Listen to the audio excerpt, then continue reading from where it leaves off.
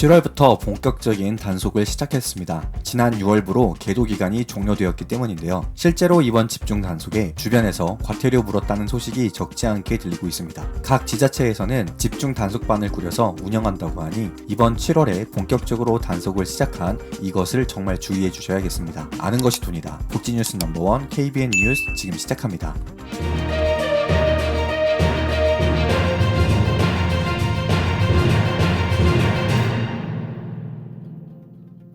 어떤 단속을 시작하는지 바로 말씀드리겠습니다. 바로 쓰레기 분리배출 단속입니다. 요즘 뉴스나 인터넷 기사를 살펴봐도 여름철 휴가 기간을 대비하여 쓰레기와의 전쟁을 선포한 듯한데요. 그래서 이번 7월부터 쓰레기 버리실 때 특히 주의해 주셔야겠습니다. 자, 그렇다면 쓰레기 버릴 때 헷갈리시죠? 이게 일반 쓰레기인지 분리수거해야 하는 건지 쓰레기 버릴 때마다 깜빡하실 겁니다. 그만큼 쓰레기는 종류가 너무 다양하고 배출 방법 또한 너무 많습니다. 음식물 쓰레기까지 더하면 쓰레기 버릴 때 알고 있어야 하는 상식이 너무나 많아지죠. 이렇게 쓰레기 버리는 게 더욱 어려워져만 가는데도 이 와중에 각 지자체들이 쓰레기 분리수거에 대한 집중 단속을 시작했다고 하는데요. 그러니 아는 것이 돈입니다. 알아야 과태료를 피하고 내지 않아도 되는 돈을 확실히 아낄 수 있는 것이죠. 그래서 오늘은 어떻게 해야 7월 집중 단속 쓰레기 분리 배출에 과태료를 피할 수 있는지 자세히 말씀드리도록 하겠습니다. 자, 가장 먼저 중요한 부분 먼저 말씀드리겠습니다. 이것이 바로 이번 집중 단속 대상이라는데요. 바로 여름철 많이 드시는 과일 껍질입니다. 과일 껍질 버릴 때 어떻게 버려야 할지 헷갈리실 겁니다. 일반적으로 말씀을 드리면 두껍고 딱딱한 껍질은 일반 쓰레기로, 그 외에는 음식물 쓰레기로 분류하셔야 합니다. 그리고 과일 껍질 중 특히 주의해 주셔야 하는 게 있는데요. 바로 수박 껍질입니다. 수박 껍질은 단단하기도 하고 두껍기도 해서 일반 쓰레기로 버리시는 분들이 많으실 텐데요. 종량제 봉투에 수박 껍질이 들어있다면 이거 바로 과태료 대상입니다. 수박 껍질은 잘게 자르고 물기를 말린 후 음식물 쓰레기로 버려주셔야 합니다. 그리고 이것도 모르시는 분들 많으실 텐데요.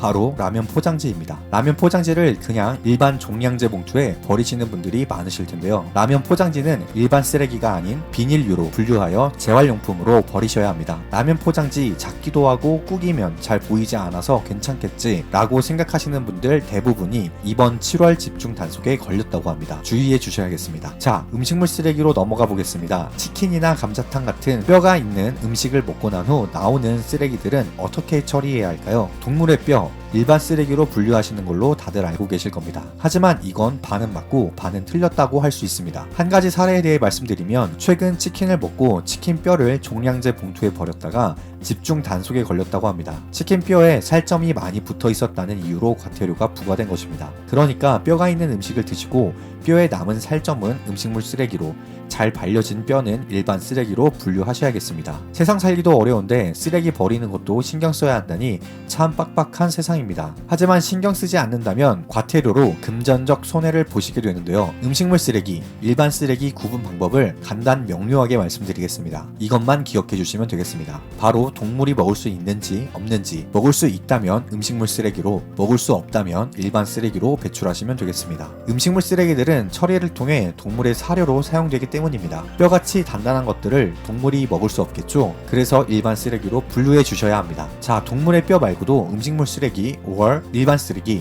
헷갈리시는 부분에 대해 말씀드리겠습니다. 과일의 씨인데요. 과일의 씨는 대부분 먹지 않죠. 그리고 씨를 먹는 동물은 없습니다. 그렇기 때문에 일반 쓰레기로 분류해 주시면 되겠습니다. 그리고 채소의 뿌리도 일반 쓰레기로 분류하셔야 합니다. 보통 사람들이 먹을 때 뿌리를 제거하고 먹습니다. 그러니 동물들도 마찬가지로 뿌리를 먹지 않습니다. 다음으로 조개, 전복, 소라와 같은 어패류의 껍데기나 가재 껍데기, 생선뼈, 그리고 계란이나 메추리알 등의 껍질도 모두 일반 쓰레기로 분류하셔야 합니다. 자, 다시 한번 강조드리면 음식물 쓰레기와 일반 쓰레기 분류 기준은 동물이 먹을 수 있는지 없는지입니다. 그래서 많이들 오해하시는 부분이 있는데요. 바로 된장, 고추장 같은 장 종류입니다. 된장, 고추장은 사람이 먹을 수 있으니 동물도 먹을 수 있지 않을까? 라고 생각하여 음식물 쓰레기로 버리시는 경우가 많으신데요. 된장, 고추장은 나트륨 염도가 높기 때문에 사료로 사용하는데 적합하지 않다고 합니다. 그러니까 일반 쓰레기로 분류해 주셔야 합니다. 다시 한번 말씀드립니다. 7월부터 쓰레기 분리배출 집중 단속을 시작했습니다. 무심코 버린 쓰레기가 단속에 걸리게 된다면 종량제 봉투에 음식물을 넣을 경우 10만원의 과태료, 만약 일반 비닐봉투를 사용했다면 20만원까지 과태료가 부과되고 최대 100만원의 과태료가 부과될 수 있으니 주의해 주셔야겠습니다. 아무리 집중 단속한다고 하지만 설마 내가 걸리진 않겠지 라는 생각하고 계신다면 오산입니다. 쓰레기를 버리는 곳에는 꼭 CCTV가 한 대 이상 있습니다. 더 나아가 전국에 있는 지자체에서 이번 집중 단속에 많은 인력을 배치했다고 하는데요. 일명 과태료 전담반, 특별 순찰을 진행한다고 합니다. 6월부로 계도 기간이 끝났습니다.